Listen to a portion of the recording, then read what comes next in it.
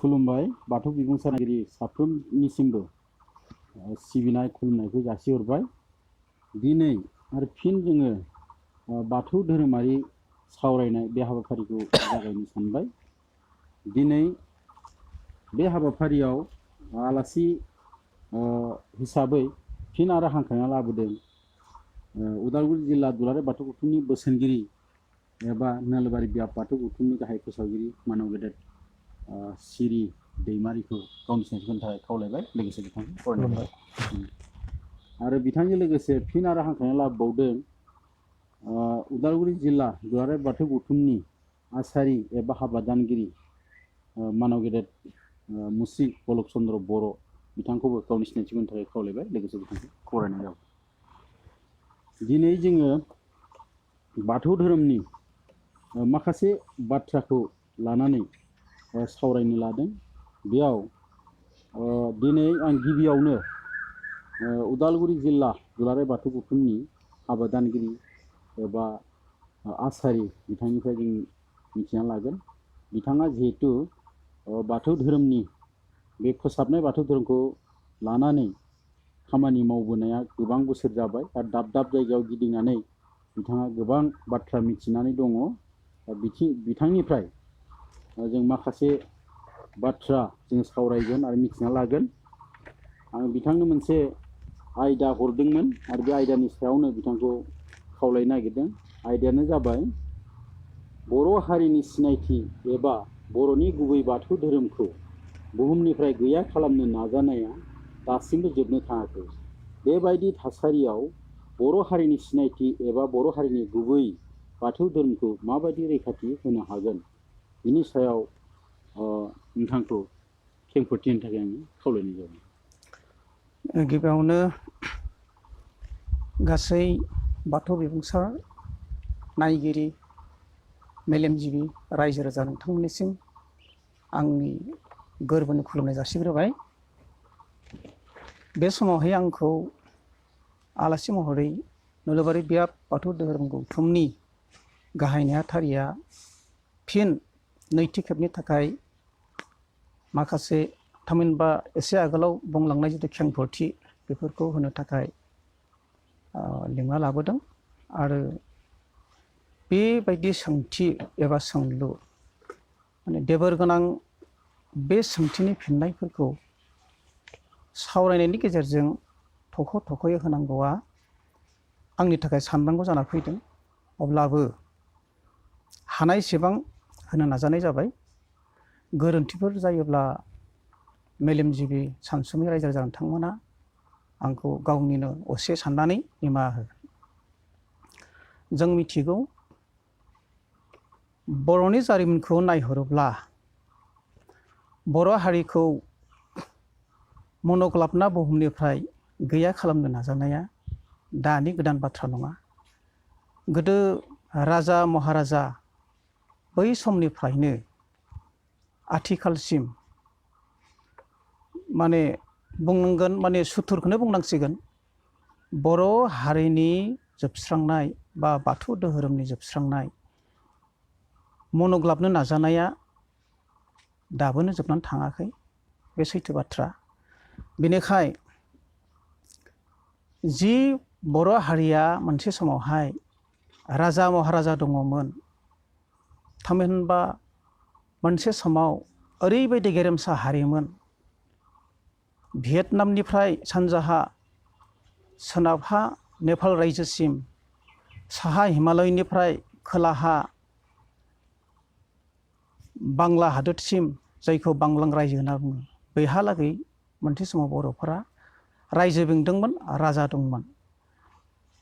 जायफोर रायजोफोरखौ जों मिथिनानै मोनदोंमोन जे बर'आ डिमापुर, कासपुर, माइबां आरो बिदिनो प्रागज्यतिसपुर, थामहिनबा कामरुप आरो जायखौ आथिखालाव तेजपुर होनना बुङो, थैजापुर होननानै बै समाव मिथियोमोन। बे रायजोफोरखौ बर' फोलेरनिनो गेदेर गेदेर राजा महाराजाफ्रा बेंबोदोंमोन। आरो जों बै समावहाय नुनानै मोनदोंमोन बै बर' फोलेरनि राजा महाराजा थानाय समाव जिनाखि सिबिनाय खान्थि, बे सिबिनाया मोनसेल' धोरोममोन, बेनो जादोंमोन बाथौ धोरोम। नाथाय दिनै समनि फाखनाव बर' हारिनि गेजेरावहाय जोंनि धोरोम सिबिनायफ्रा माने बेले बेजेखौ नुनो मोनसै।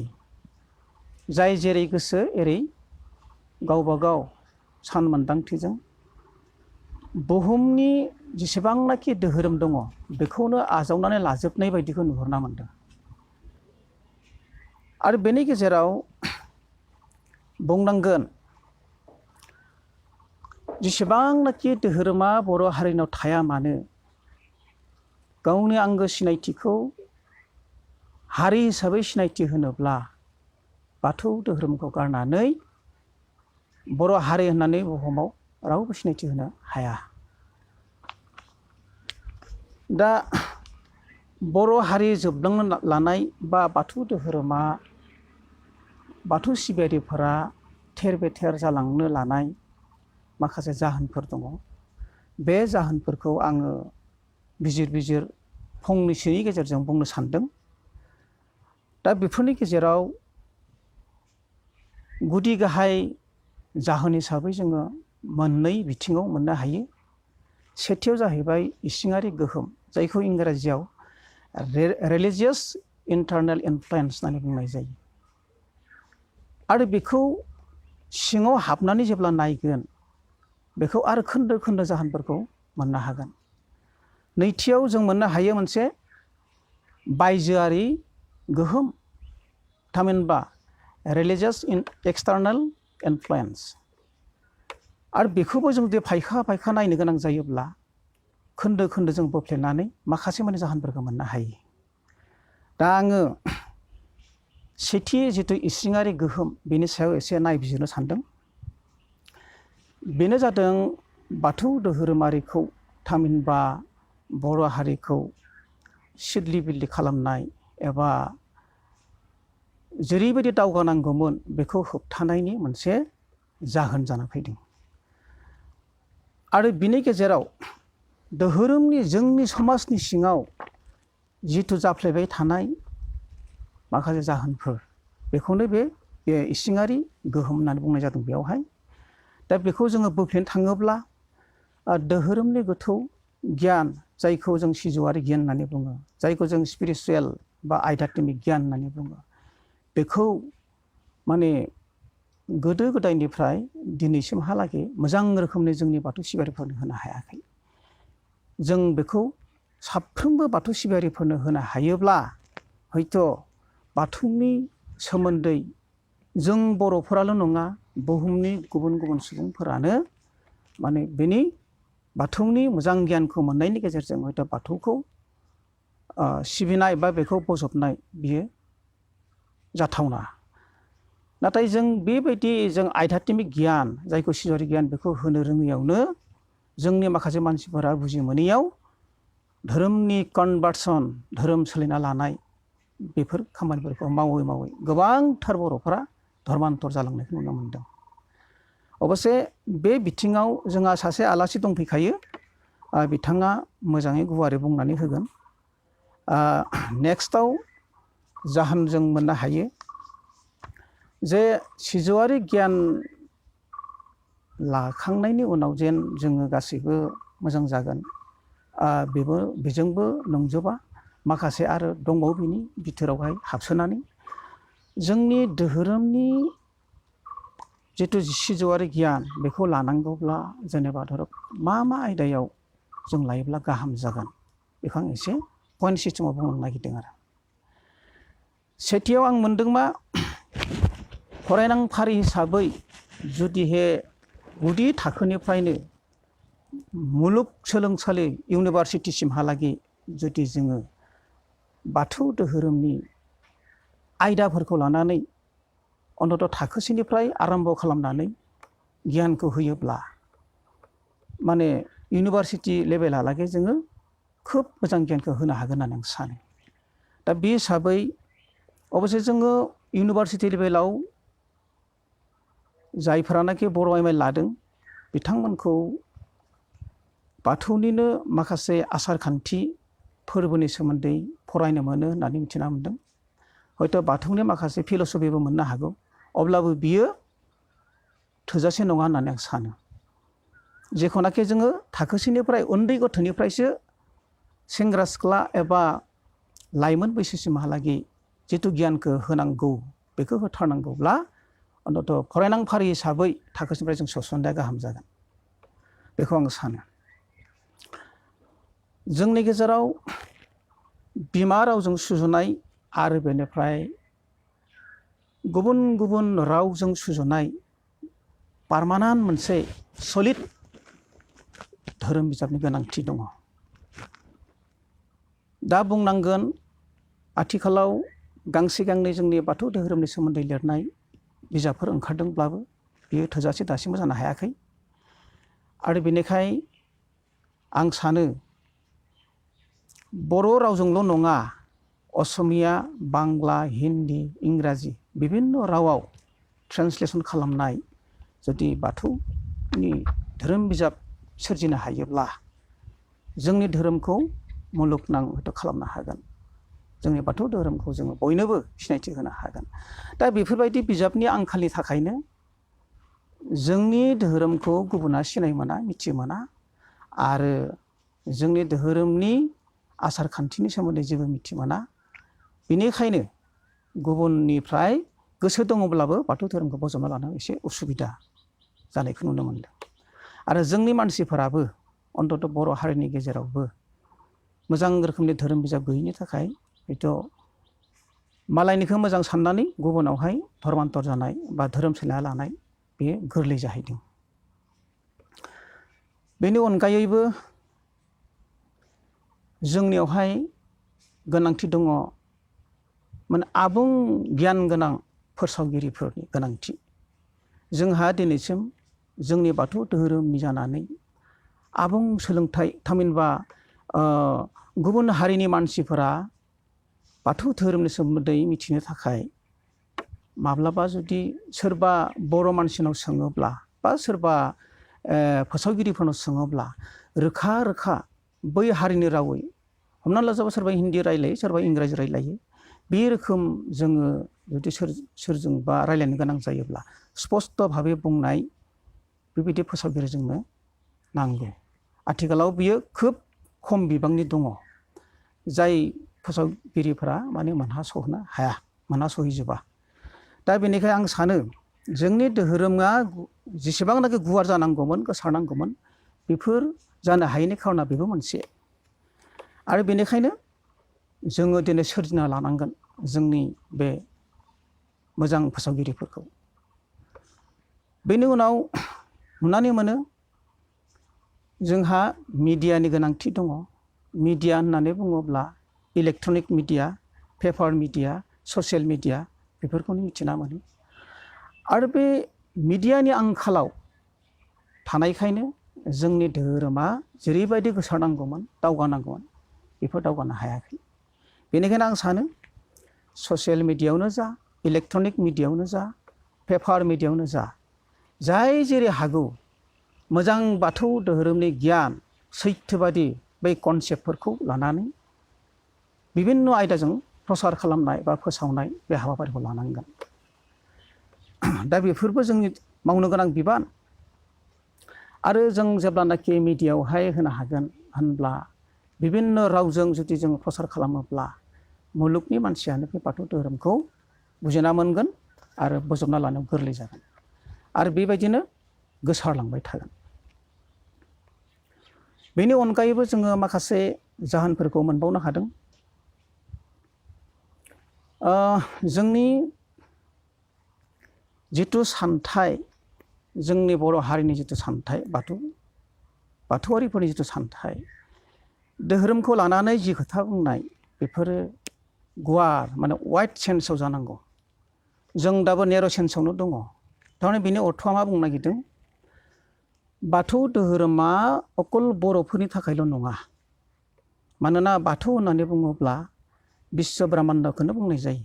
जेरै बार, हा, दै, अर, अख्रां।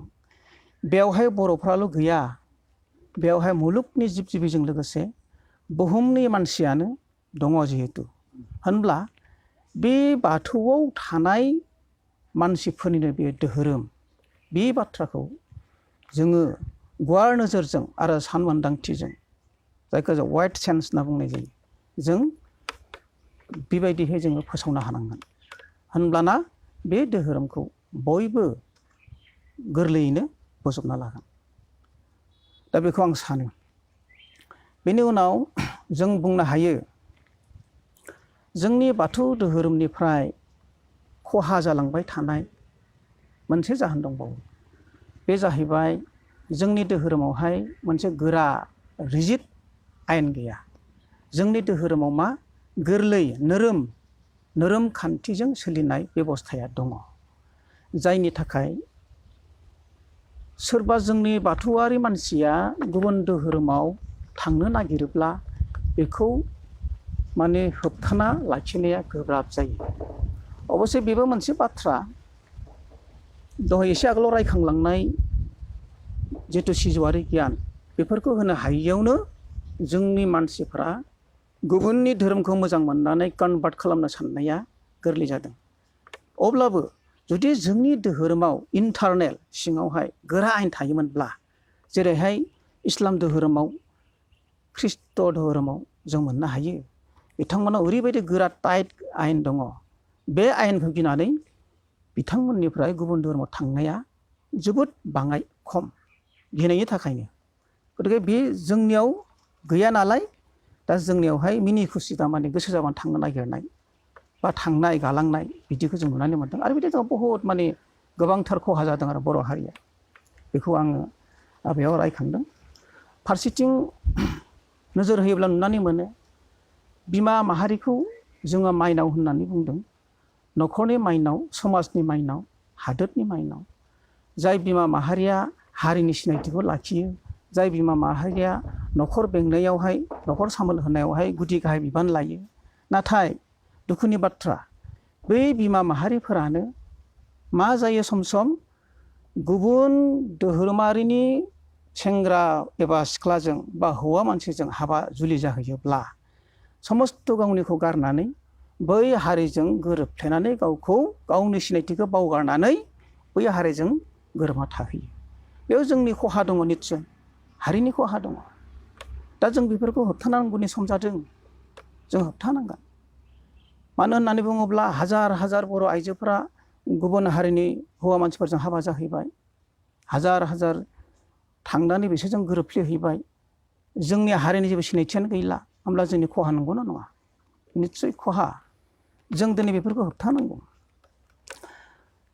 बेनि उनाव नुनानै मोनो जोंनि धोरोमखौ मुगाजों गोरोबनानै जों दा मादा खालामनाय बे बेबस्थाया प्राय दिनैहाय गोदान खिन्थु बेखौ जों गोबां बोसोर आगोलावनो खालामनांगौमोन जों दिनै दाबो जोंनि समाजाव बाथौआरिफोराव माने मुगाजों गोरोबनानै गावनि धोरोमखौ सिबिनाय खान्थिफोरा थामहिनबा जों दा मादा खालामनाया प्राय गैया दिनै माखासे बर' समाजा बाथौआरिफोरा फोसाबबाय थानसालिफोरखौ जोङो पार्मानेन्ट मोनसे बिल्डिंजों जों जोंदा मादा खालामनो हमदोंसै बेफोर मोजांनि बाथ्रा मोजां लक्षण खिन्थु दिनैसिमहालागै ओरैबायदि समाज दंबावो बर'नि गेजेराव जायफोर बाथौआरिफोरा आसार खान्थिखौ फोसाबनानै लानो रोङाखै बा सिबिनाय खान्थिखौ फोसाबनो रोङाखै फोरबो खुंनायफोरखौ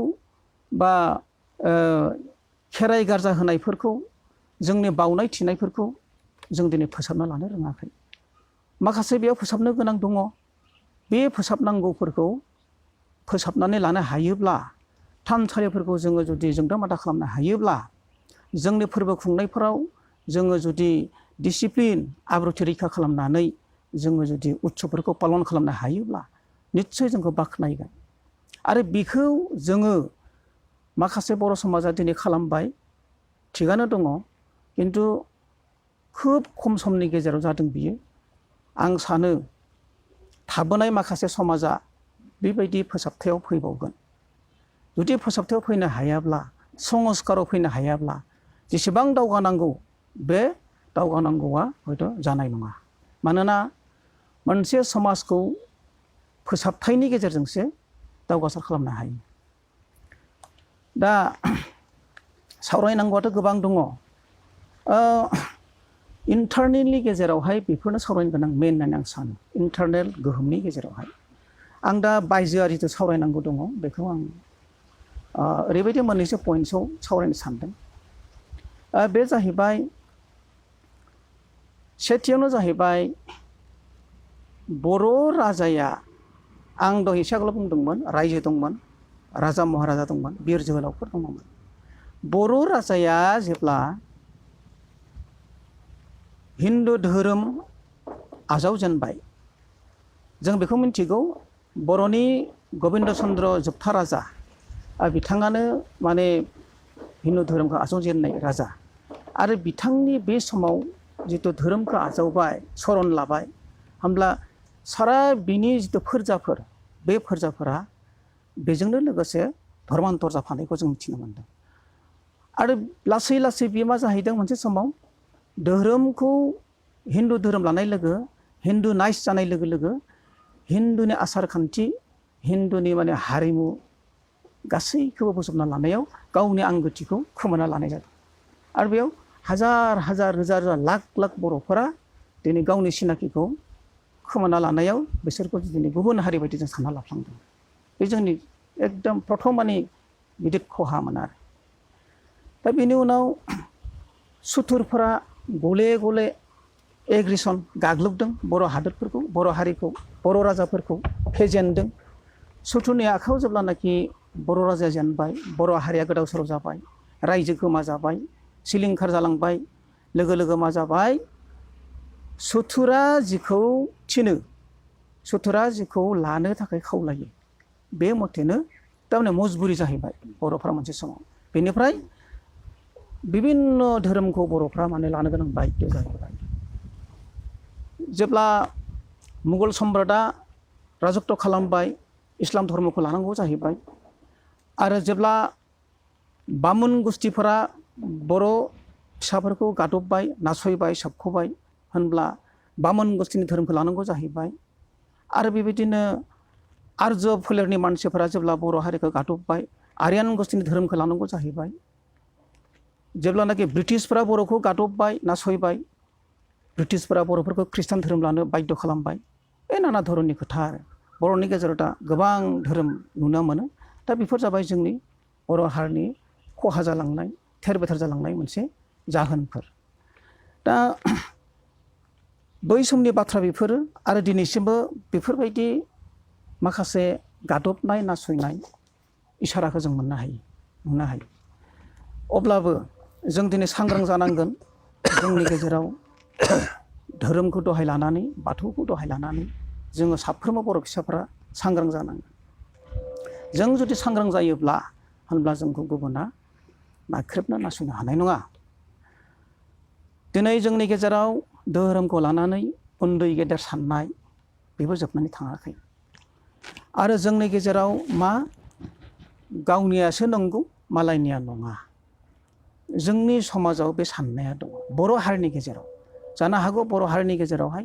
धोरोम सिबिनायाव आलादा आलादा गुबुन गुबुन अब्लाबो बिथांमोनखौ बर' होनना बुङो आरो बे बर'फोरनि गेजेरावनो गेदेर उन्दै साननाय माइगाब जुजाय साननाय माने गावनियासो नंगौ मालायना नङा आरो बे सान मोनदांथिनि थाखायनो माखासे जौगासारनांगौ माखासे सरखारि बेसरखारि माखासे समाज बेंगिरि हादुंग्राफोरा माब्लाबा मा खालामो बै जिथु डेभेलपमेन्ट बा जौगासारनांगौनि खामानि मावनाय बे खामानि मावनायफोराव माने एसे होबथाबा माने माइगाब जुजाय खालामनायखौ नुनो मोनदों आरो जायनि जाहोनाव बाथौआरि बर' समाजा गोबांथार उनफिनना थानो गोनां जादों बेफोरबो दा बेनि अनगायैबो जोङो मा नुनानै मोनो बायजोआरि जिथु इनफ्लुयेन्स गोहोमावहाय जोंनि बाथौआरि समाजाव मा जादों गुबुन धोरोमनि गुबुन समाजनि सेंग्रा सिख्लाफोरनि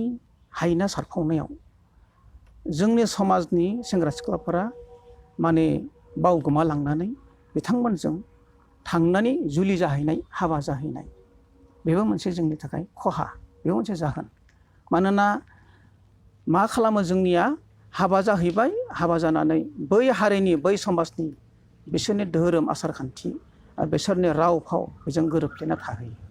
बेनिफ्राय गावनि गुबै जिथु इन्डिजिनियास सिनायथि बेयो गैया जायो। दा जों बेफोरखौ होबथानो हानांगोन, बेखौ जों होबथानो हानांगोन। आरो जोंनियाव मा नुदों, जोंनि सानमोन्दांथिया गुसेब नालाय सोरबाबा गुबुन धोरोमनि मानसिफोरा सोरगो मोननायनि लालस देखायो, माब्लाबा धोन दौलतनि लालस देखायो। धोन दौलत मोननायनि आसायाव, सोरगो मोननायनि आसायाव गावनि धोरोम असे धोरोमखौनो बावगारनानै बै गुबुन धोरोमाव जायखारलांनाय बा धर्मान्तर जानायखौ जोङो नुगासिनो दङ। बेबो थाबाय जोंनि थाखाय जोबोद गिदिर माने जेंना। जों दा बेफोरखौबो मा खालामनांगोन, होबथानो नाजानांगोन। दा जोंहा गाव जुदि सैथोजों सोलियोब्ला, जोंनि धोरोमनि सोमोन्दै जों जुदि साफ्रोमबो सुबुङा स्पस्त मिथियोब्ला, मालाया सोरगो जासिनाय, मालाया धोन दौलत जासिनाय बेखौ जोंनो मानो नांगौ? जों गावनियावनो जों मोननो हायो। जों सैथोजों सोलियोब्ला सैथोखौ जों जेरावबो मोनखागोन। नोंहा जुदि सोरगोनि फोथायथि दङब्ला नों गावनि धोरोमाव थानानैनो सोरगो मोननो हागोन। नोंहा आथिं आखाइ दङ जेब्ला नों मावै दाङैनो नों धोन दौलतखौ खामायनो हागोन। एक्सुवेलि मालायखौ सोनारनानै सोरगो नागिरनाय, धोन सम्पति नागिरनाया पापसो। बे पापनि बाथ्राखौ जोंनि समाजा दिनै बुजि मोनाखै। दा जियानो जा, जोबथारनायाव आं फैनो नागिरदों, जाय हारिया गावनि असे आंगोखौ खौसेथि लाखिनो हाया, थामहिनबा जाय हारियाव धोरोमनि खौसेथि गैया, बे समाजा माब्लाबाबो गोरोबनानै खौसेथि रायजानो हाया। बेनिखायनो आं बुंनो नागिरदों, गोदो जेरैहाय राजा महाराजा बिर जोहोलावनि समाव बर' हारिनाव मोनसेल' धोरोम दङमोन, राजानि सिङाव दङमोन, ग्रोम ग्रोम रायजो जादोंमोन, हाजार हाजार बोसोर रायजो जादोंमोन। दिनैबो जोंनि समाजाव जुदि अनलायफिननानै आगोलाव जि जाबाय जालांबाय बेफोर खोथाखौ ज्राब दोननानै बर' हारिखौ सिनायथि होनायनि खाथिरथायाव बाथौ धोरोमनि जौगासारनायनि साफ्रोमबो गोसो दुंनानै खामानि मावफुंलाङोब्ला निस्सय बर' हारिखौ बुहुमनि बिखायाव गेरेमसा महरै गायसनफिननो हागोन। आरो जोंनि माखासे दैदेनगिरिफोरा बाथौ धोरोमनि सोमोन्दै साननानै, बर' हारिखौ साननानै जुदि खौसेयै खामानि मावलाङोब्ला निस्सय सानसे बेलासे बर' हारिनि गेजेराव मोनसेल' धोरोम जागोन, खौसेथिया फैफिनगोन, गावनि नांगौ बायदि जिथु हादोर माने गावनो सालायनो हानाय रायजो, जेखौ बर'लेण्ड एबा बड'लेण्ड नागिरदों, हयथ' बेफोरबो सृष्टि जागोन, जोनोम जानो हागोन, आं बेखौ सानो।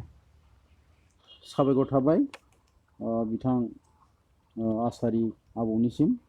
बिथाङा आयदानि सायाव गुवारै बेखेवना होबाय, बिनि थाखाय साबायखर होदों।